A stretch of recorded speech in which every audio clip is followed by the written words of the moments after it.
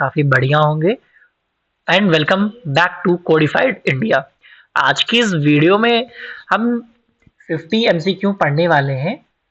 50 MCQ किसके पढ़ेंगे? Biology के। ये सीरीज जो है ये साइंस की सीरीज है। और अगर आप किसी भी एग्जाम्स की SSC, RRB, MP, Bihar PSC, UP PSC या स्टेट पीसीएस की इम्पोर्टेंट एग्जाम, ऐसे इम्पोर्टेंट एग्जाम्स की अगर तैयारी करते हो तो ये वीडियो काफी इम्पोर्टेंट होने वाली है। खासकर उन लोगों के लिए जो पेट की तैयारी कर रहे हैं, यूपी ट्रिपल एससी पेट की एग्जाम की तैयारी कर रहे हैं, उनके लिए काफी इम्पोर्टेंट है। तो चलिए शुरू करते हैं। पहला क्वेश्चन है, which organelles is known as the power house of the cell? किस कोशिकांग को कोशिका का ऊर्जा ग्रह कहा जाता है? तो माइटोकॉन्ड्रिया को कहा जाता है। किसे कहा जाता है? माइटोकॉन्ड्रिया को कहा जाता है। एंड नेक्स्ट, किस कोशिकांग को कोशिका की आत्म घाती थैली कहा जाता है? Which cell organelles is called a suicide bag? Suicide bag of a cell, suicide bag. तो किसे कहा जाएगा? लाइजोसोम को कहा जाएगा। किसे कहा जाएगा? लाइजोसोम को कहा जाएगा। नेक्स्ट क्वेश्चन है हमारा, plant cell wall is mainly composed of which substance? Plant पादप यानी कि पौधे की कोशिका भित्ति मुख्य रूप से किस पदार्थ की बनी होती है? किस पदार्थ की बनी होती है? तो सेलुलोज की बनी होती है। सेलुलोज की बनी होती है। अगला क्वेश्चन है हमारा, who is the known as the father of genetics? का फादर किसे कहा जाता है? अनुसंख्यिकी का पिता किसे कहा जाता है? तो ग्रिगोर मेंडल को कहा जाता है। ग्रिगर मेंडल। अगर आपको डिटेल वीडियो चाहिए तो आप कमेंट में लिख दीजिएगा डिटेल, मैं डिटेल वीडियो आपके लिए बना दूंगा। Protein synthesis in a sale tax place ribosome में होता है। कोशिका में प्रोटीन का संश्लेषण कहाँ होता है? तो राइबोसोम में होता है। राइबोसोम में होता है। हाँ, ये वाला जो क्वेश्चन है फादर ऑफ जेनेटिक्स, ये काफी इंपॉर्टेंट है।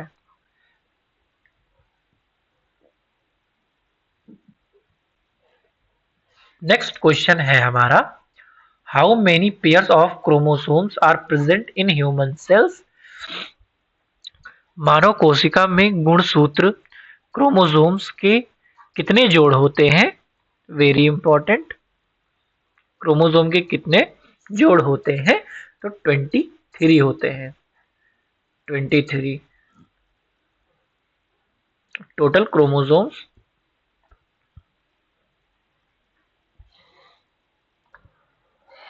अच्छा, ये 23 जो क्रोमोसोम्स हैं, ये आपको पता होगा पेयर यानी कि ये एक बॉडी से आता है। अगर क्रोमोसोम 23 क्रोमोसोम जो होते हैं वो मदर की बॉडी से आते हैं, और 23 क्रोमोसोम्स जो होते हैं वो कहाँ से आते हैं? फादर बॉडी से आते हैं। देन अगर इनको प्लस कर दिया जाए तो क्या हो जाते हैं? 46 क्रोमोसोम्स टोटल क्रोमोसोम्स हो जाते हैं। टोटल क्रोमोसोम 46 होते हैं। पेयर कितने होते हैं? पेयर 23 पेयर्स होते हैं। फॉर एग्जाम्पल, अगर नॉर्मल ह्यूमन बॉडी सेल की किया जाए, एक मिनट,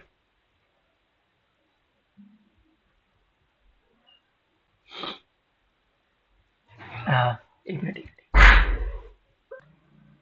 अगर चलो ये एग्जांपल से लेते हैं कि अगर 23 पेयर ऑफ शूज हैं तो इसका मतलब होगा 46 शूज होते हैं। ठीक वैसे ही 23 pairs of chromosomes equals to 43 chromosomes. अगर पेयर की बात किया जाए तो इसका मतलब है 46 क्रोमोसोम्स होते हैं।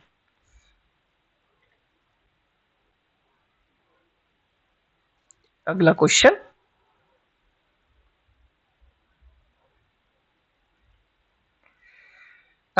है विच nucleic nucleic acid, which nucleic acid is responsible for stronging genetics information in most organisms. अधिकांश जीवों में आनुवांशिक जानकारी संग्रहित करने के लिए कौन सा न्यूक्लिक अम्ल जिम्मेदार है? तो डीएनए जिम्मेदार होता है। डीएनए जिम्मेदार होता है। डीएनए जो होता है वो क्या करता है? डीएनए क्या करता है? जेनेटिकल इंफॉर्मेशन को स्टोर करता है। और डीएनए का फुल फॉर्म क्या होता है? Die oxy ribo nucleic acid. Okay, एक मिनट।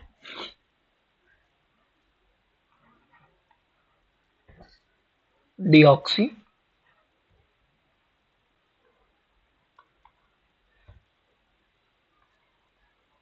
राइबो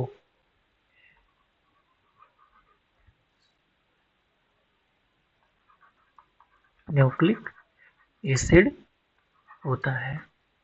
ये हो गया डीएनए का full form. Okay, is DNA का रिसीव बुक जेन। चलिए अगला क्वेश्चन देखते हैं। Which organ secretes bile juice in the human body? मानव शरीर में पित्त रस बाइल जूस का स्राव किस अंग द्वारा होता है? तो गाल ब्लेडर द्वारा होता है, अमाशय होता है, अकृत्य होता है, या अंग्यास्त्र के द्वारा होता है? तो लीवर के द्वारा होता है। लीवर के द्वारा होता है। तो चलिए एक एक करके सबकी डिटेल में बात कर। तो गाल ब्लेडर का क्या अर्थ होगा? गाल ब्लेडर जो होता है वो बाइल को स्टोर करता है।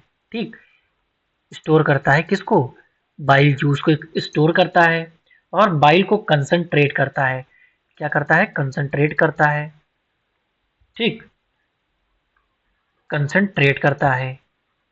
कंसंट्रेट करता है और गाल ब्लेडर अतिरिक्त पानी हटाकर बाइल को अधिक कंसंट्रेट बना देता है।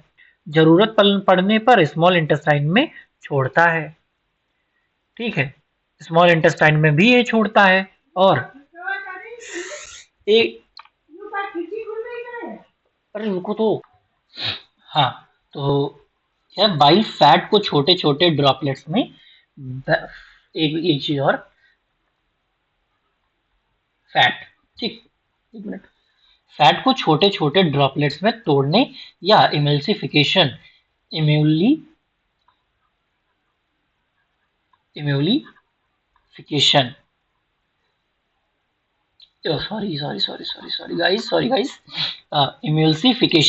इमल्सिफिकेशन में मदद करता है, जिससे फैट का डाइजेशन आसान हो जाता है। ये किस लिए यूज होता है? फैट के डाइजेशन के लिए। फैट के डाइजेशन को क्या करता है? आसान बनाता है। लीवर क्या करता है? बाइल जूस को सिक्रीट करता है। अब बात करते हैं किसकी? पैनक्रियाज की बात कर लेते हैं। पैनक्रियाज कार्बोहाइड्रेट्स को डाइजेस्ट करने में मदद करता है। जैसे कार्ब्स खाते हो, जैसे चावल रोटी सारी चीजें क्या होती हैं? कार्ब्स होती हैं। इनको क्या करता है? डाइजेस्ट करने में मदद करता है। ठीक, प्रोटीन को डाइजेस्ट करने में भी मदद, प्रोटीन के डाइजेशन में मदद करता है। और फैट्स को डाइजेस्ट करने में भी ये तीनों में कारीगर होता है। यानी कि इसका काम होता है डाइजेशन में मदद करना। ब्लड शुगर में कम, अगर यह पैनक्रियाटिक जूस स्मॉल इंटेस्टाइन में जाता है, ब्लड शुगर में भी काम करता है। ठीक, हाँ, तो एक ट्रिक याद रखो, क्या? पैनक्रियाज, पैन, ठीक, पैन लिखे दे रहा हूं, equals to digestion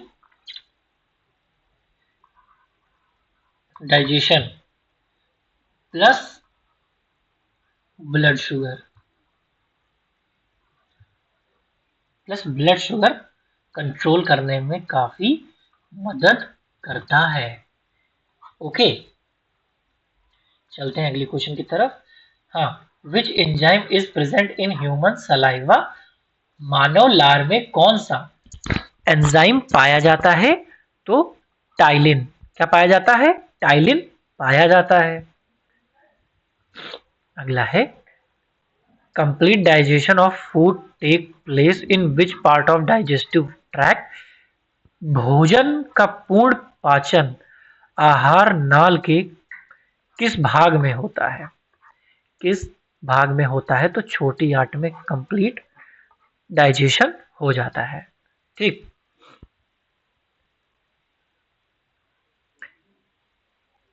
what is the normal blood pressure of the healthy human?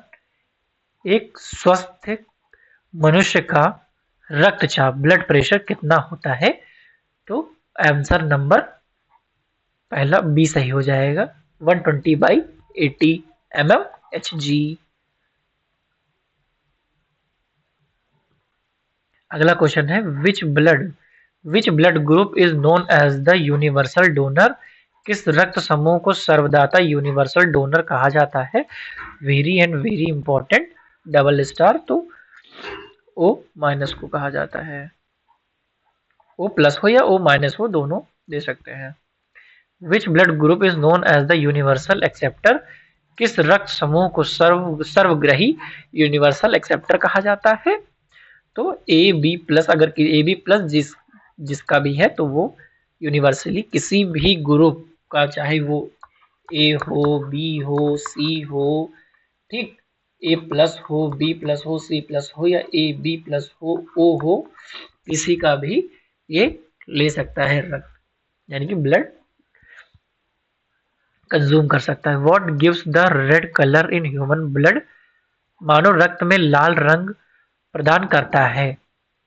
कौन प्रदान करता है? तो हीमोग्लोबिन काम करता है। हीमोग्लोबिन काम करता है। हाँ तो ओके, हीमोग्लोबिन काम करता है।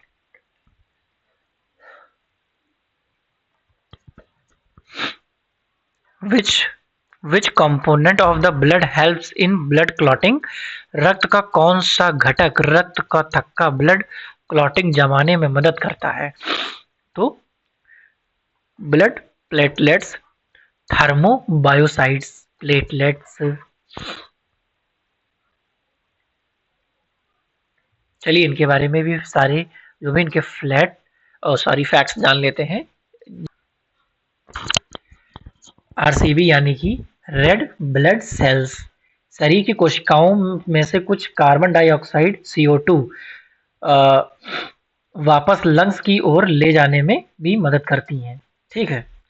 और आरसीबी में आरबीसी में हीमोग्लोबिन, ये जो आरसीबी कोशिका जो है आरसीबी, इसमें हीमोग्लोबिन का नाम प्रोटीन होता है। हीमोग्लोबिन नाम का प्रोटीन होता है जो ऑक्सीजन को पकड़ कर ले जाता है। इसी हीमोग्लोबिन की वजह से ब्लड का रंग लाल दिखाई देता है। इसी हीमोग्लोबिन की वजह से ब्लड का रंग लाल दिखाई देता है। आरसीबी का क्या काम होता है? तो ऑक्सीजन को ट्रांसपोर्ट करने का काम करता है। हीमोग्लोबिन का काम क्या होता है? हीमोग्लोबिन का काम होता है ऑक्सीजन को बाइंड करता है। और डब्ल्यूबीसी, ये जो डब्ल्यूबीसी है व्हाइट ब्लड सेल्स यानी कि ह्यूमन फंक्शन, शरीर की रक्षा करता है। व्हाइट ब्लड सेल्स जो इम्यूनिटी जो काम करती है, तो व्हाइट ब्लड सेल जब कम हो जाते हैं तब आपकी इम्यूनिटी भी कमजोर हो जाती है।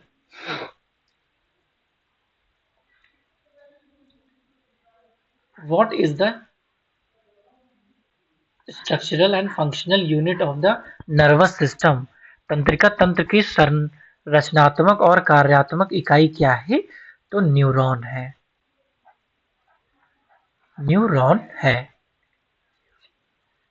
What is the structural and the functional unit of the human kidney? मानव वृक्क किडनी की संरचनात्मक और कार्यात्मक इकाई क्या है? तो नेफ्रॉन है। क्या है? नेफ्रॉन है। Which part of the human brain controls body balance and posture? मानव मस्तिष्क का कौन सा भाग शरीर के संतुलन और मुद्रा को नियंत्रित करता है? तो सेरिब्रम करता है। सेरिब्रम करता है। चलो इसके बारे में जान लेते हैं, बाकी जो 3 बचे हो।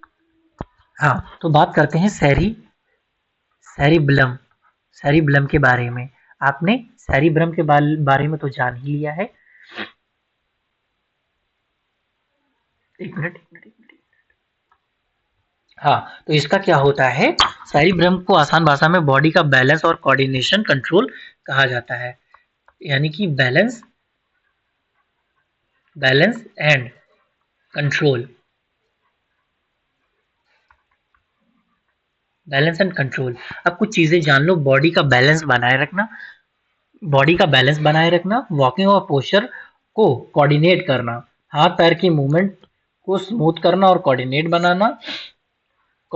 बनाना, किसी मूवमेंट को की एक्यूरेसी और टाइमिंग में मदद करना, ठीक है, और सीखी सीखी हुई मूवमेंट को बेहतर तरीके से परफॉर्म करने में मदद करना। ये काम होता है सेरिबेलम का। ओके।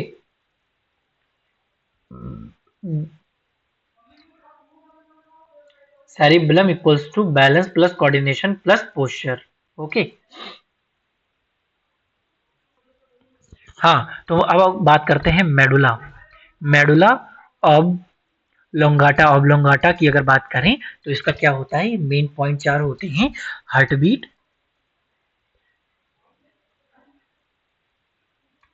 बीट को रेगुलेट करना, को एक मिनट रेगुलेट करना, ठीक है, और ब्रीदिंग को कंट्रोल करने में मदद करता है, ब्लड प्रेशर को रेगुलेट करने में मदद करता है, कफिंग, स्नीजिंग यानी कि छींके आना, स्वेलिंग यानी कि सूजन होना, और वोमिटिंग जैसे रिफ्लेक्सेस में काफी बड़ी भूमिका निभाता है। ठीक, एग्जाम्पल के लिए अगर हम समझे तो आपको हर समय कॉन्शियसली या सोचने की जरूरत नहीं पड़ती। अब सांस लो, अब सांस छोड़ो, ब्रीदिंग जैसी ऑटोमेटिक एक्टिविटी के रेगुलेशन में मेडुला ऑब्लोंगाटा महत्वपूर्ण भूमिका निभाता है। ठीक है, अब इसका क्या शॉर्ट ट्रिक होगी, इसकी क्या शॉर्ट ट्रिक है ये, ठीक, ऑब्लोंगाटा बराबर में ब्रीदिंग प्लस जिन चीजों पे आपका कंट्रोल नहीं है उनको रेगुलेट करता है एक अच्छी तरीके से, जिन पे आप लोगों को सोचने की जरूरत नहीं पड़ती। हार्ट बीट और ब्लड प्रेशर,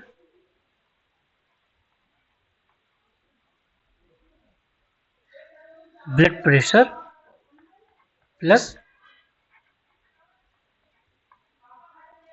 रिफ्लेक्सेस। ठीक, ये होगी इसकी शॉर्ट ट्रिक। ओके, अब हम बात करते हैं हाइपोथैलेमस। हाइपोथैलेमस की क्या भूमिका होती है, बॉडी टेम्परेचर को रेगुलेट करता है, टेम्परेचर टेम्परेचर को रेगुलेट करता है, प्यास और पानी का बैलेंस रेगुलेट करता है, भूख और एपिटाइट को कंट्रोल करने में मदद करता है, स्लीप वेक साइकिल में भूमिका निभाता है, यानी कि आपको सोना और उठने में मदद करता है, पिट्यूटरी ग्लैंड को कंट्रोल करके कई हार्मोन्स के रेगुलेशन में मदद करता है। अच्छा, पिट्यूटरी ग्लैंड में से कौन कौन सा ग्रोथ रिलीज होता है ये बताइएगा। ऑटोमेटिक नर्वस सिस्टम के फंक्शंस को रेगुलेट करने में भूमिका निभाता है। ठीक, चलिए चलते हैं अगले क्वेश्चन की तरफ। Which gland is called the master gland of the human body. मानव शरीर की किस ग्रंथि को मास्टर ग्रंथि कहा जाता है, तो पिट्यूटरी ग्लैंड को कहा जाता है। पीयूष ग्रंथि, वाह क्या बात है, मेरा नाम आ गया, पीयूष ग्रंथि, बहुत सही, मेरा नाम है पीयूष ग्रंथि। ठीक, मेरा नाम पीयूष ग्रंथि नहीं है, मेरा नाम पीयूष है, सिर्फ पीयूष राव। ओके,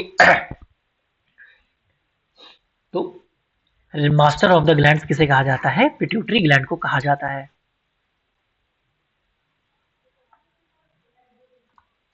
हाँ, तो पिट्यूटरी ग्लैंड्स का क्या अर्थ होता है और क्या इसके मुख्य काम क्या होते हैं, important works, human H sorry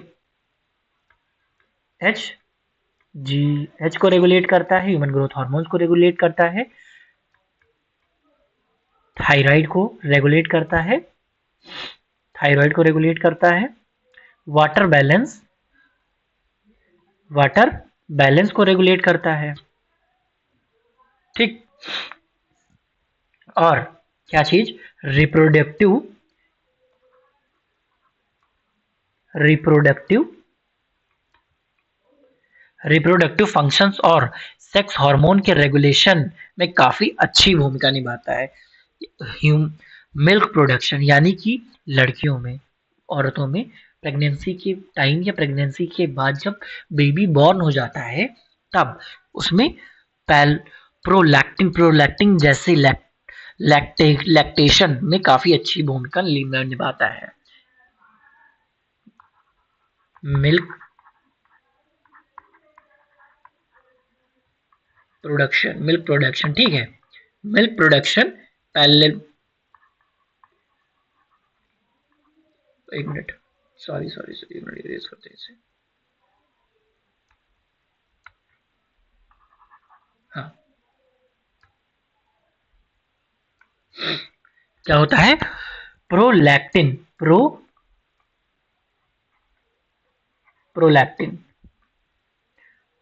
prolactin के जरिए ये एक हार्मोन के जरिए लैक्टेशन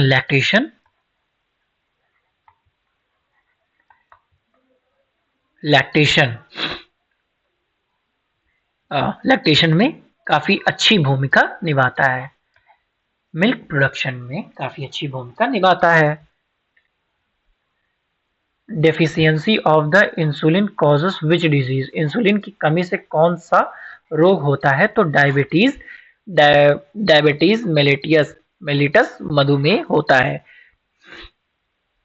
इंडिया में कितने परसेंट लोग डायबिटीज से प्रभावित हैं 2026 में, डेटा क्या कहता है, तो डेटा क्या कहता है, ऑलमोस्ट अभी तो 10-10 साल के छोटे छोटे बच्चों को भी ये हो चुका है।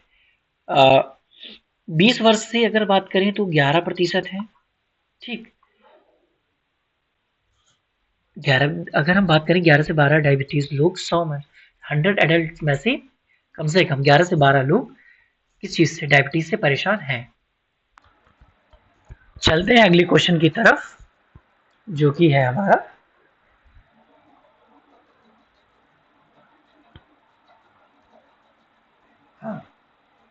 विच hormone is known as the fight of flight hormone,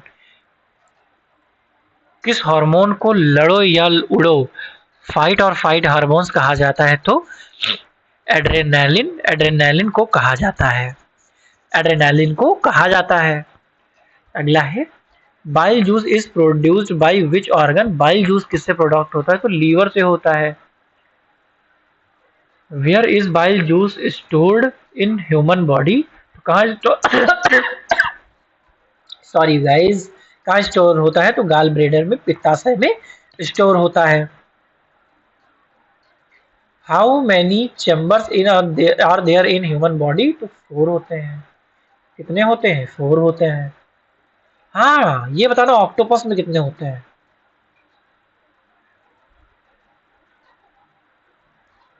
octopus में कितने होते हैं, ठीक।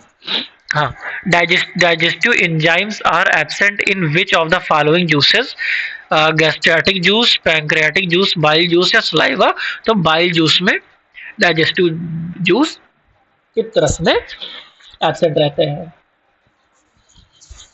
Scurvy disease is caused by which deficiency of the which vitamin, तो स्कर्वी किस विटामिन से की डिफिशियंसी से होता है, तो विटामिन सी की डिफिशियंसी से होता है। अगला है नाइट ब्लाइंडनेस, रतौंधी is caused due to deficiency of, रतौंधी रोग किसकी कमी के कारण होता है, तो विटामिन ए की कमी से होता है। अगर आपको चश्मा लगा या कोई दिक्कत हुई, तो आंखों की अगर कोई भी दिक्कत है तो विटामिन ए की कमी से होता है।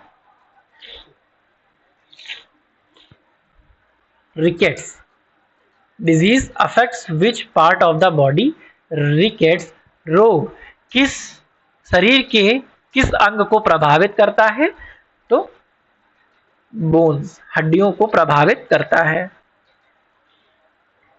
ग्योटर ग्योटर घेंगा is caused due to deficiency of.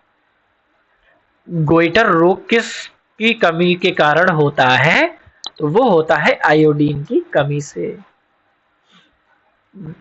आप क्या बिना आयोडीन का नमक जैसे आप खाते हैं, तो इंडिया में कौन से सन में iodine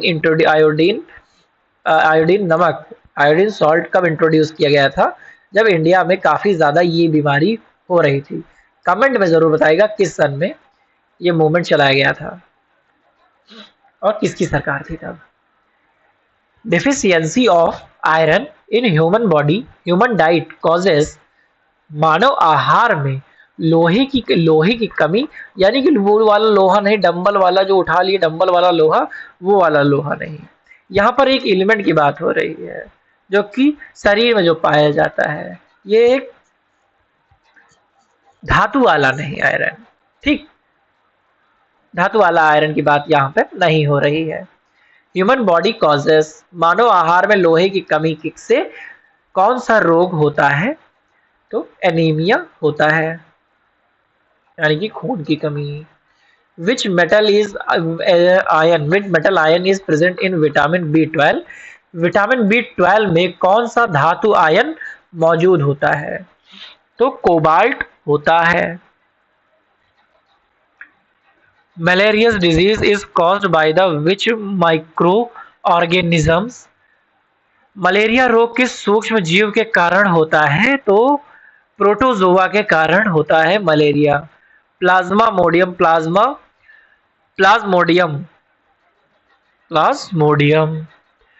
thyroid fever, typhoid fever is caused bye, typhoid बुखार किसके कारण होता है?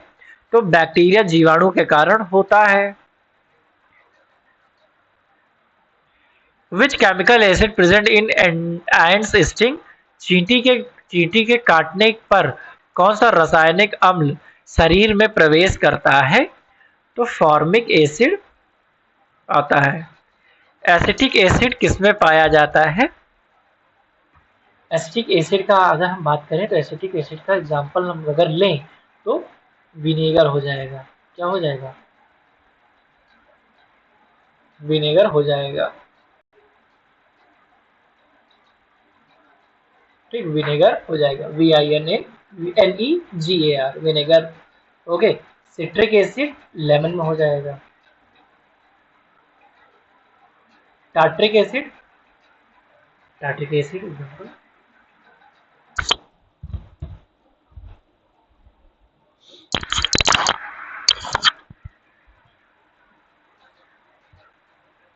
इमली में पाया जाता है। टार्ट्रिक एसिड किस में पाया जाएगा? इमली में पाया जाएगा, इमली और अंगूर में।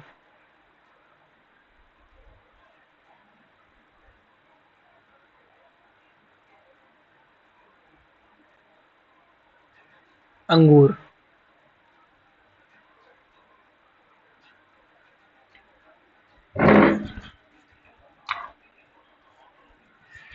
Which vitamin helps in blood clotting? रक्त का थक्का जमाने में कौन सा विटामिन सहायक होता है? तो विटामिन के। विटामिन के की अगर अधिकता, जरूरी सारे विटामिन होते हैं, लेकिन अगर ये विटामिन अगर इसका डिसबैलेंस हो गया तो आपकी विटामिन में क्लॉटिंग हो सकती है। Xylem tissue in plants is responsible for which transport of? पौधों में जाइलम ऊतक किसके परिवहन के लिए जिम्मेदार होता है? तो वाटर का ट्रांसपोर्ट करता है।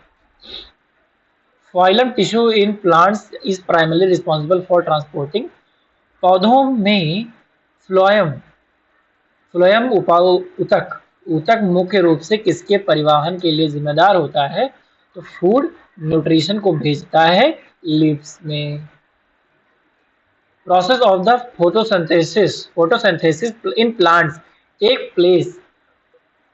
पौधों में प्रकाश संश्लेषण की प्रक्रिया कहाँ होती है? तो क्लोरोफिल में होती है। कहाँ होती है? क्लोरोफिल में होती है, क्लोरोप्लास्ट में होती है, सॉरी। क्लोरोफिल तो वो एलिमेंट है जो पत्तियों को हरा करता है। What gas is released by the plants during photosynthesis? प्रकाश संश्लेषण के दौरान पौधे द्वारा कौन सी गैस छोड़ी जाती है? तो ऑक्सीजन रिलीज करता है। Who is regards as the father of botany? वनस्पति विज्ञान का जनक किसे कहा जाता है? तो एरिस्टोटल, थियोफ्रास्ट को कहा जाता है। हाँ, एरिस्टोटल को किस चीज का कहा जाता है? सेल का जनक कहा जाता है। डार्विन को किस चीज का जनक कहा जाता है? हाँ, तो डार्विन की अगर बात करें तो फादर किस चीज के फादर हैं? फादर फादर ऑफ इवोल्यूशन है। ये फादर ऑफ इवोल्यूशन है। फादर ऑफ इवोल्यूशन है। लिनास की अगर हम बात करें तो लिनास को तो कार्ल लिनास को फादर ऑफ टैक्सोनॉमी यानी कि वर्गीकरण विज्ञान का जनक कहा जाता है। ठीक। Which plant hormone is known as the stress hormone? किस पदार्थ हार्मोन को स्ट्रेस हार्मोन, तनाव हार्मोन कहा जाता है? तो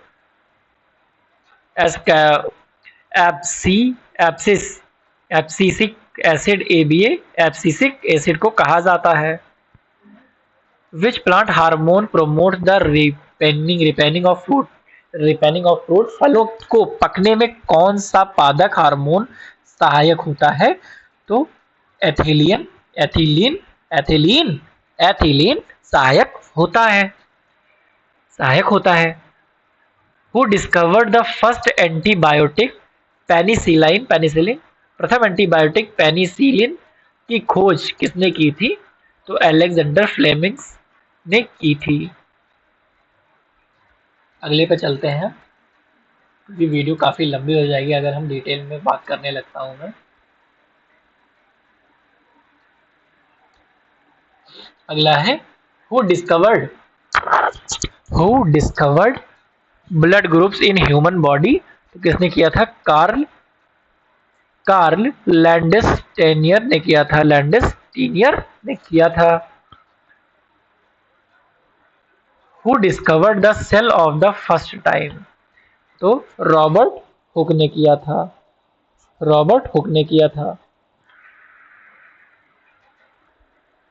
मैंने आपको कुछ गलत बताया था। चलते हैं पिछली स्लाइड पर। Louis Pasteur Alexander and the first, एक मिनट।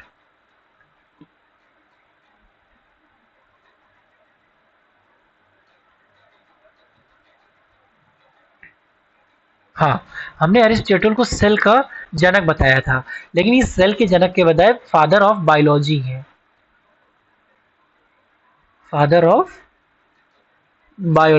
ठीक। बायोलॉजी का जनक इन्हें कहा जाता है। जीव विज्ञान का जनक एरिस्टोटल को कहा जाता है।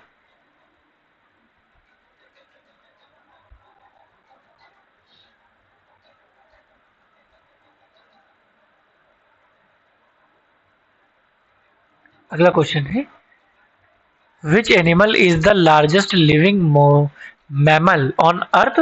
तो इसका तो भाई आप लोगों को रटा हुआ होना चाहिए। ठीक है, ये आपको रटा हुआ होगा क्या? Blue whale. Respiratory organs in aquatic fish are? जलीय मछली में श्वसन अंग का कौन सा होता है? तो गिल्स होता है। गल्फर।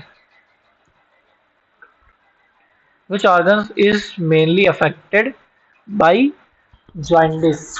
पीलिया जॉइंडिस रोग से कौन सा अंग मुख्य रूप से प्रभावित होता है? तो लीवर प्रभावित होता है। Earthworm belongs to which phylums?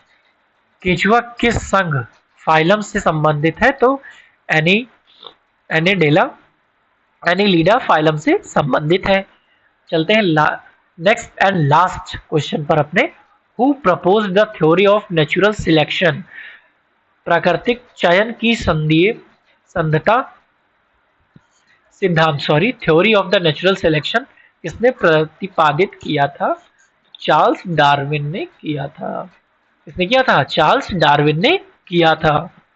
तो सो गाइस यहाँ पे कंप्लीट होती है हमारी 50 एमसीक्यू की क्लास प्रैक्टिस, जो कि थी बायोलॉजी की। अगली वीडियो में हम मिक्स क्वेश्चन लाएंगे, मिक्स नहीं लाने वाले हैं, हम फिजिक्स के बेसिक्स को सीखने वाले हैं।